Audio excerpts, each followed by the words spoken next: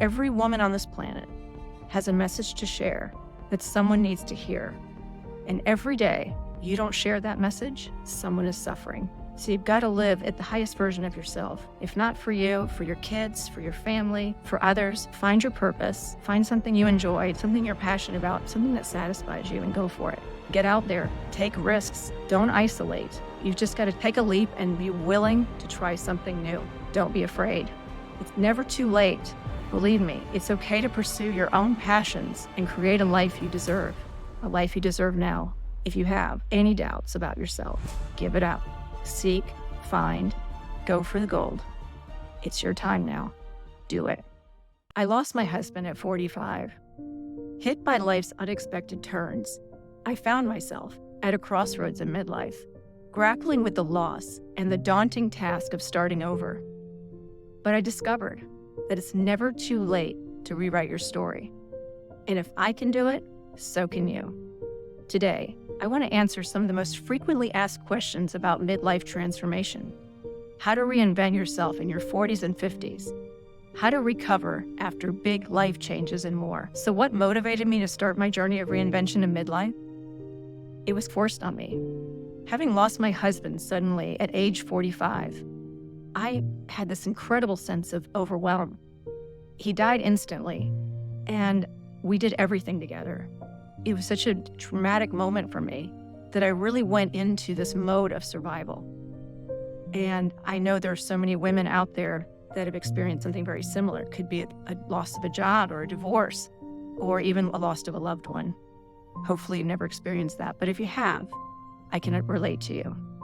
So I have some questions here. The first one I have is, how did I identify the aspects of my life that needed to change? That didn't come right away. As I said, I was really in survival mode. I was just trying to get by. In the initial term, I just knew I had to just stay busy. Everyone kept saying, just stay busy. And I had a beautiful circle of friends at my second home where I live in Argentina, and they just took care of me. They kept me busy all the time. And I did a lot of drinking and partying and going out and just numbing the pain. And it really was not until later that I realized where I needed to do something different and it wasn't working. So someone else asked, can you share a specific moment where you truly felt stuck and how you overcame it? As I said, I felt very overwhelmed in the beginning. And I think I was really unconsciously looking for someone to rescue me. And it really wasn't until I realized that no one was coming that it was up to me to save myself. I really dove into things like Tony Robbins, and I got involved in that program and in his Platinum Partners group and made lots of new friends and really upped my social circles and started to change. I got life coaches and I got involved in serving others and giving back, because really what I saw was that I didn't want to have Ed's death be in vain. I really wanted it to be something that could serve a purpose. So what good could come of that? It's to teach and to help other women who are going through or have gone through the same things or something similar that I have, and show them the way so they don't have to make the same mistakes I did. And so that's what I've been doing for several years now. And I would say just really social circles are what's done it for me, and picking people that are going to uplift me. The next question I have is, how did you handle the fear and uncertainty that comes with major life changes like the one I had? I'm someone that will always ask, who do I know? And when I do that, I always seem to find solace in connection with others to help me get through many challenges. I'm always looking for support, advice, and reaching out to people that I trust and love and respect. And that's made all the difference for me, as I said, with social circles. Initially, I was hanging out with people and having fun and just really trying to avoid feeling any pain. But as I said, when I started to feel better and wanted to make a change, and when what I was doing wasn't working anymore, I knew I had to find new people to hang out with. And I'll go into more of that in a minute. But yeah, it was really something that really changed my life for the better. Another question I have is, what role did financial independence play in your journey to self-discovery? Yeah, that was a big one for me. We were doing very well financially, but a lot of things unraveled unexpectedly shortly after Ed's death. I went from having regular income streams, we had income streams, to having absolutely no income. I had to take action. I had to learn, thank God Ed taught me about investing, because that really helped. I knew how to invest already. And while I had someone managing part of my portfolio, I also managed my own. And that is really important. So I think it's for women, it's really important to be proactive. Even when someone tells you you're not good with numbers or that you're not good at investing, don't believe it. Because let me tell you, what we have is a secret weapon. We have intuition. And I don't trade traditionally. I trade with my intuition. I look at market indicators and I use services, but I tell you what, I get a gut feel on something and that's how I know. And so I wouldn't say it's a conventional way of going, but I've done okay. And so I've managed to get through that. I've also adjusted real estate properties that I own, and I bought and sold some and maximized that. And I have an Airbnb that I own and that I rent out. So I make income from that as well. And I also just love serving people. So I try to find things that really inspire me and motivate me.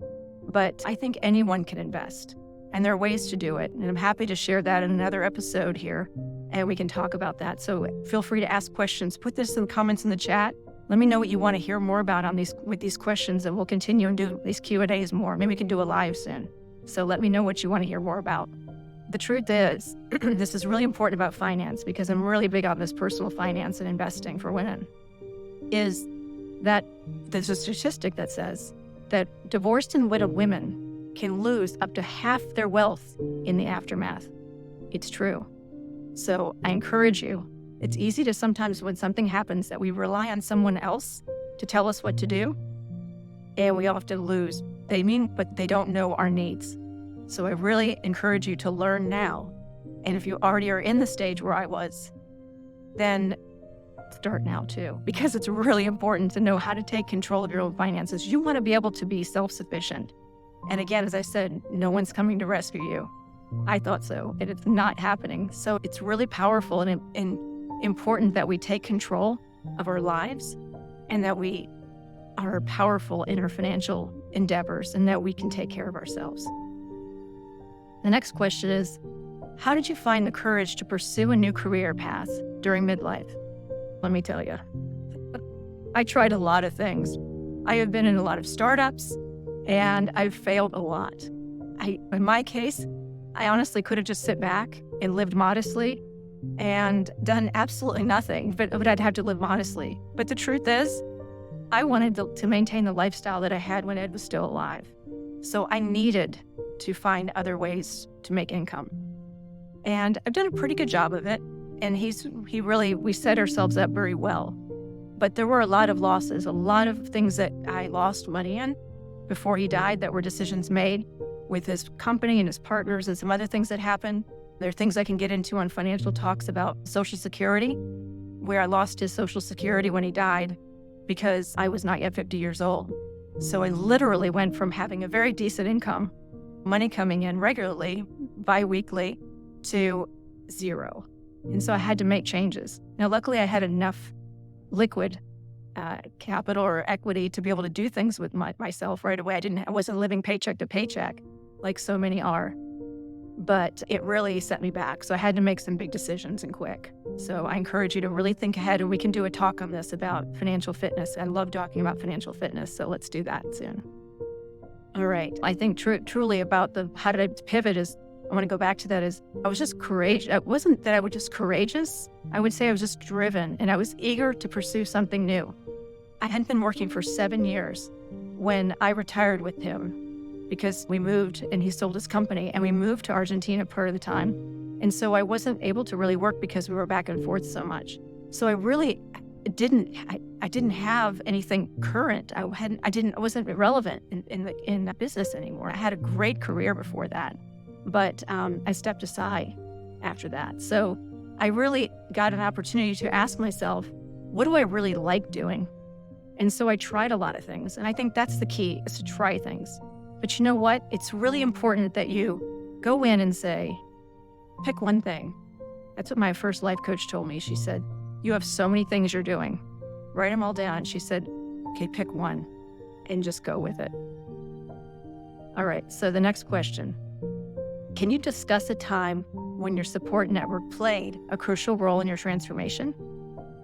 Wow, you know what? This is interesting, because I've always been someone who's played in the area of real estate development, land acquisition, government affairs. Spent a lot of time with the good old boy networks and really had, honestly, more male friends and relationships. I related to men better.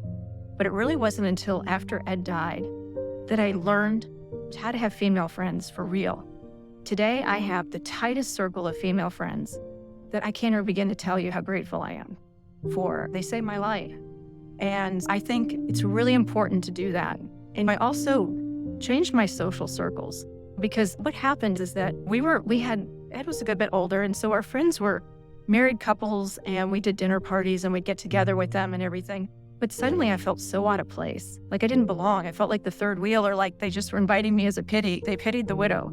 And I started to reach out to single friends that I knew, but that I didn't socialize with that much. And so my entire social circle changed. And actually, they were younger, they were my age, they were up to new things, and they had fresh ideas. So I encourage you, if you're in this space and you want to do something like this, is to find new friends. Always be on the search for a new tribe if you're not feeling comfortable. Someone recently said to me a while back, I love this line, is go where you're celebrated, not tolerated. So find social circles or people, a community, a tribe. I'm actually going to be starting a community very soon, so I hope you'll participate and get involved in it, because I really want women to up-level and to find other relationships and connections with people that they can align with, and that will help them to see new possibility. Okay, so the next question. What advice would you give to someone feeling overwhelmed by the prospect of starting over? Wow. You know what? I think it's just to trust yourself.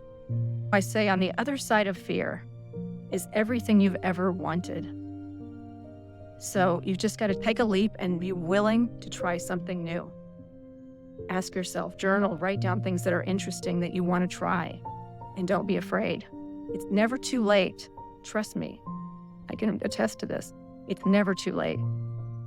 You're even better the second time around, as we say, with divorced and widowed women.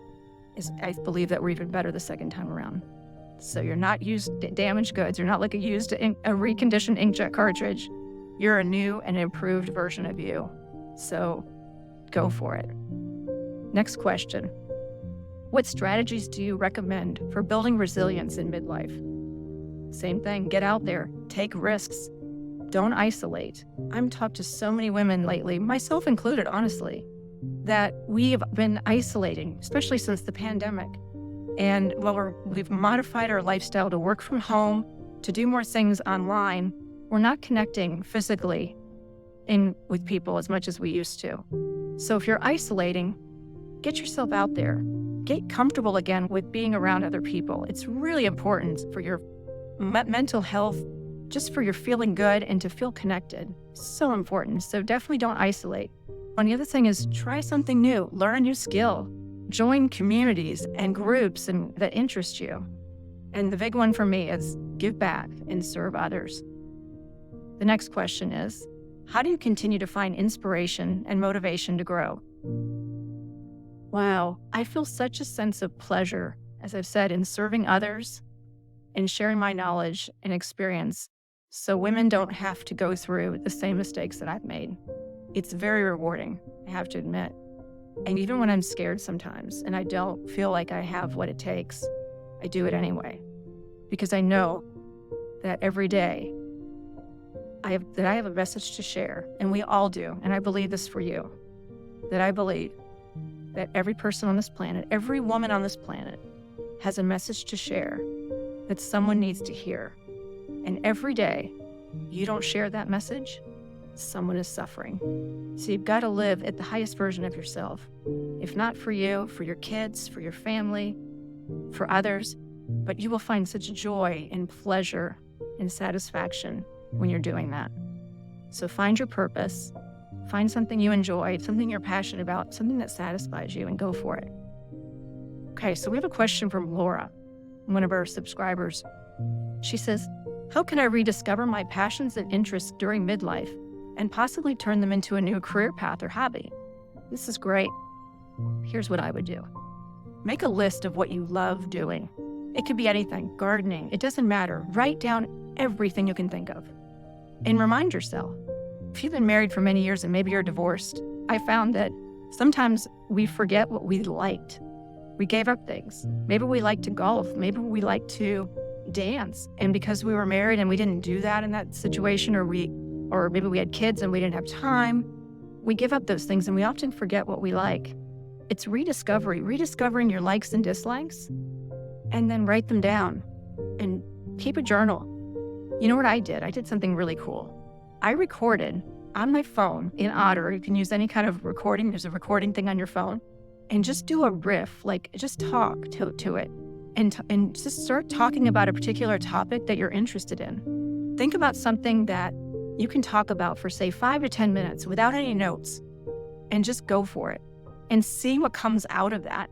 You might find, I did this when I realized that I really wanted to help women with personal finance. I didn't think that was it. I thought it was working on, way back was when I had a matchmaking service. I thought I wanted to help women and find the love of their life, relationships. And then I started talking about personal finance in one of my riffs. And I went on and on about everything that I knew. And I went, oh my God, this is what I'm supposed to be doing. And so I really tailored a program for that. And it really helped me. So I would recommend you just riff. Just nobody has to hear it, but you can, if you use something like Otter, it gives you a transcript and you can read it later. You can also listen to the audio. It's super helpful. I highly recommend doing that. So just riff on things that you're passionate about, and things that it really gives you ideas on things that you could pursue. The other thing I did is I sought counsel from other entrepreneurs who helped me with determining which passions, now this is key, I could profit from. Because there are a lot of things that we love to do, but maybe they're a hobby and they won't necessarily be the best business model. They won't monetize as well. If you don't have something that will monetize, find something that you love anyway to make the money that will cover and will pay for your hobby and will pursue your passions with that, right? All right, the main thing is just get started. And as I said earlier, pick one thing and run with it. Go all in. It doesn't have to be the best thing. I had a tendency to want to get it right every time, and it really stalled my progress because I was like, maybe it's this. Oh, no, maybe it's this. And then I talk to someone else, I say, oh, maybe I should be doing that. And it really stalled me moving forward. So you could always pivot later, but stick with something and trust yourself. And someone said, when you start a new business, give it a year to work. Don't just give up on it. And if you don't have a strong business background, find resources to teach you how to do it. There's so much out there on the internet. There are things like AI, ChatGPT, and other tools, and even YouTube videos that you can use. Anything is possible today. And most of these resources are actually free. So go for it. Find out and learn and be an expert at what you want to do. Okay, the next question. Barbara asks, what are effective strategies for coping with feeling stuck at this stage in my life? But you know what? You've got to break out of the pattern of feeling stuck, because it is a pattern. You have to decide that you want to change and not still feel stuck, first of all. Find someone who will lift you up and inspire you. When you're feeling stuck, for me, when I'm feeling stuck, I go to the people that are, is what I say, my top 33%. And you've heard me talk about this in other episodes, but there's this theory, there's this thing about our social circle. It's actually a triangle, okay? So you have a triangle, and it's split in 3. The middle 33%, these are people that you socialize with, broken in thirds, okay? So the middle 33% are those that you socialize with on a regular basis. They're the coworkers, the friends, the family, people that you generally can't change in your life that much, but they're there. They're going to keep you at the status quo. They're not going to really motivate you. You're not really encouraged, or you're not really challenged to do more and be more. It's that comfort zone, right? And then there's the bottom 32%. Those are people that will sometimes pull you down. So I don't want to say avoid those, because you need people, because those people you actually are the ones that you can help pull up. They might be 5 or 10 years behind you, and you have the ability to work with them and help them. So you want to have that, maintain that balance. But here's the key. Most of us spend most of our time in the middle. We avoid those people that need us, and we want to stay in this comfort zone, right? But there's that top 33%, and this is key. And this is why I'm building the community, because I want women to have a community of the top 33%ers. And you are a top 33%er. And you can help someone else, and someone else can help you and give you ideas. And so my whole channel is centered around this. In every episode is to give you ways and show you ways that you can up-level and get ideas and have aha moments where you can say, I can do that? I didn't know that was possible. So this is something for you, is find people who will lift you up and inspire you. These are going to be people that are going to challenge you. They're not going to just say, oh, you're great. They're going to be people that you want to be like, you want to emulate. They might even scare you a little bit. I tell you, when I was in my late 20s and I was starting my career in Tampa, I had just moved there. I didn't know a soul. And there was this woman who absolutely was just so influential and such an amazing woman. And I admired her so much, but I was terrified of her. And someone said, you should ask her out for lunch. And I thought, okay. So I called her office. My voice was cracking. I was shaking. My palms were sweating. And I asked her, and she said yes. And let me tell you, that one phone call changed my life. Getting to know her, she impacted my career in ways I can't even begin to tell you. She was a catalyst that just absolutely catapulted everything I did for the rest of my career, my corporate career. Sometimes it's going to be somebody who's going to scare you a little bit, but definitely when you're feeling stuck, find people that will lift you up. Don't just stay in that self-medicating mode where we want to, okay, I'm just going to sit with my phone and I'm going to just hang out and I'm going to go drink, or I'm going to hang out with friends, or I'm just not going to do anything. I'm going to go shop. Catch yourself and find those patterns, because these are just that. They're patterns. They are not who you are. Your patterns are not who you are. They're just a program that you've been running. When you realize that and you see the program, you can catch it and say, oh, there's that program. And you can say, I want to change that. How can I change that right now? How do I want to feel? That's another thing, is how do I want to feel instead of feeling like this? And start to put that in play. Because if you're saying, I want to feel bliss today, I want to feel joy and excitement, you actually have the ability to do that and to put that together for yourself. So make it happen. All right, Ellen asks, she wants to know some tips on maintaining and improving physical health and vitality during midlife. Well, that's a good one. Let me tell you, when I was married, I was overweight a little bit, and I lost 25% of my body weight after Ed died. I wasn't eating. I felt so weird. It was like I felt guilty for eating. I can't explain it. And then I just didn't have an appetite. But luckily for me, I kept the weight off, and I started to do yoga and things that actually felt good in my body. So find something that you enjoy doing and get out there and move your body and be physical in some way. It doesn't have to be heavy workouts in the gym if it doesn't appeal to you. Not everybody's a runner. I'm not a runner, but find something that just really works for you. The other thing I find for me personally is I don't do well on my own, and I need accountability. So I often joke about in other interviews where I've talked about stepping over my yoga mat that's sitting against the window here, and I just step over it, and I don't do yoga when it's left up to me. So what I found is I really needed accountability. So I do a better job at finding groups and classes where I have to commit to a time to be there. Even when someone says, oh, I have an 8-week program, you can do it on your own, at your own pace. Paid for those, done it. For me personally, I'm not that great at that. So find what works for you. As far as vitality, there's another thing with health. And I'm going to be bringing on some really great guests soon, talking about menopause, midlife, hormone replacement therapy, which I've been on, and it's really helped me. And I would say today's medicine, if you're in the United States, our healthcare system, while we have it, we don't do a really good job of supporting women with what their needs are. So you really have to take matters into your own hands and actually go and seek out special doctors who really understand women's health and midlife and hormone replacement therapy, because it's super important. Taking testosterone for women, we lose testosterone, estrogen, progesterone, all these other factors. Thyroid, we need to test all that. And so there are concierge doctors. I know they're not free. They're not always part of insurance. But if you can set aside some money and really find some good quality physicians that are doing different things and are going to really take care of you and cater to your needs specifically as a woman in midlife, that's the way to go. Don't just listen to what your general doctor says through your insurance plan. I'm sorry, doctors, I love you, but I know your hands are tied with insurance, and I think that's a big part of it right now in the way that we are running our healthcare system. So there's no knock on doctors specifically. It's more of just what our guidelines are today and what's allowed and what is permitted to be able to work on. So definitely seek out other options. There are incredible people that I love. Friends of mine like Dave Asprey, who is a biohacking expert. So look for books by Dave Asprey. He has lots of YouTube and he has a great Instagram channel. Check him out.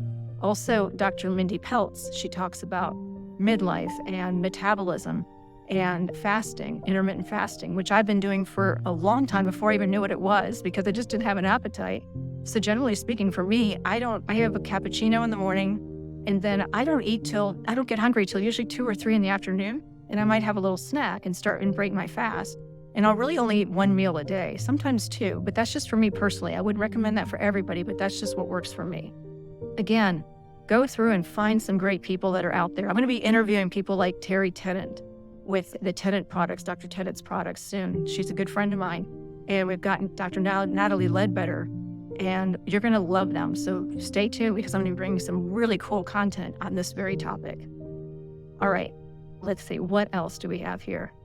I think that I talked about not relying on traditional medicine. I think that's really important. But there's another factor here is just you have to decide that you want to change. You want to say to yourself, who do I want to be? Because we can say, I need to lose weight. There's also this identity that we say of who we are. One day when I looked at myself in the mirror, when I lost all that weight, and I said, oh my God, I'm skinny. And suddenly, because I said I'm skinny, I realized that I couldn't change to going back to where I was. I also had a little hack as I took all my clothes in, so I didn't have any fat clothes anymore. So that's a good tip. You know deep inside what you need. It's all about making changes and just deciding that you want it. Not just, I need to do this diet for now because I have a class reunion, or I'm going on a trip and I want to fit into my bathing suit this summer. It's got to be a permanent life change where you actually see yourself as who you want to be now. So visualize, who do I want to become? And see that now. Okay, next question we have. How do I deal with significant life changes during midlife, such as divorce, children leaving home, or dealing with aging parents? Changes in midlife are going to happen. I just say embrace the changes and be grateful that now is your time to thrive. You get to decide what you want to be and what you want to do. Dream. Definitely dream. There is a difference between dreams and goals. I saw a post yesterday on this. I thought it was really impressive. Dreams are something that we feel. Goals are something that we think. I think Svetlana Newsom, who I've interviewed before, she's amazing. You want to check out that interview on manifestation. But she has a dreams course coming up soon, and I think you'll love it. But I've done her dreams course, and it's so different than when you're writing goals. You're saying, I want to achieve this. I want to make this much money. I want to have this man in my life. That's a thought. And that's really, it's a thought. It's just something that is, how do I say? It doesn't really move you. It doesn't really have emotion. But when we dream, let me tell you, that dreams course, I'll be honest, was really hard for me because I had to feel. And I'm going to tell you something vulnerable here. When I was thinking about, and I wrote a dream, one of my dreams was to manifest a man again in my life, to marry again. And I started writing it from the feeling. And she has us write things like, how do you want to feel? Where are you going to be? What are you going to be experiencing? What are you going to be smelling? What are you going to be seeing? All the senses. I freaking broke down. I was crying. I was hyperventilating. I was freaking out. I called her late one night and I told her, I said, I realized that why I'm getting stuck here is that if I can't, it's so challenging because if I get this man again, he's just going to be taken away from me. So you see the difference between dreaming and goal setting. Dreaming gets you in your heart. It's your inner being, your highest self, and what you really want, what your body, what your soul really wants. Not just, I'd like to make $1 million this year, and I'd like to have be married again. That's easy to say. But when you feel it and you put motion to it, it really happens, I'm telling you. So I think I went off on a tangent there, but I wanted to just really emphasize that. So the biggest thing too is that you don't want to fall into the trap of being a victim and feel like you have no options. That happens a lot. I've seen that a lot with when women lose their spouses. I did not go to widows groups, although I did jump in one for a while, and I just saw that there was so much there that people were holding. And it really feels almost a sense of security and safety when you are feeling like this happened to you. And I think What I found when you have options now is that you have more freedom and opportunities at this stage. And here's the great thing. As we get older and wiser as women, right? We have the choice to say no. So don't feel obligated to be the hero and rescue everyone. Let me tell you, I know it may feel rewarding, but it's based on the basic human need for significance. You are the most important person in your life, and you get to choose what you want to do now. So stand up for yourself while honoring those in your life with compassion. It's okay to say no, and it's okay to limit your commitments to help. I often see women who have children who have moved on and have their own lives. It's natural to want to find a replacement of finding someone else to care for. But be cautious, as this can cause bitterness and resentment if we're doing too much. We definitely, like I said, don't want to fall into the victim and martyr state. Believe me, it's okay to pursue your own passions and create a life you deserve. A life you deserve now. So go for it. And let me tell you, if you have any doubts about yourself, give it up. Seek, find, go for the gold. It's your time now. Do it. I'm Jill Collins, and I want to thank you for being here today, and I welcome your questions. If you'd like to join a community of women, I'm working on that now, and I'd love to see if there's interest, because I think that's what saved me, that's what helped me, and I want to offer that to you as well. So let me know. Let me know, and send me a note in the comments. You can find me on Instagram. You can DM me, and I answer. I read all my notes. Definitely do that, okay? I want to thank you for being here today, and stay connected, and we'll see you on the next episode. Bye for now.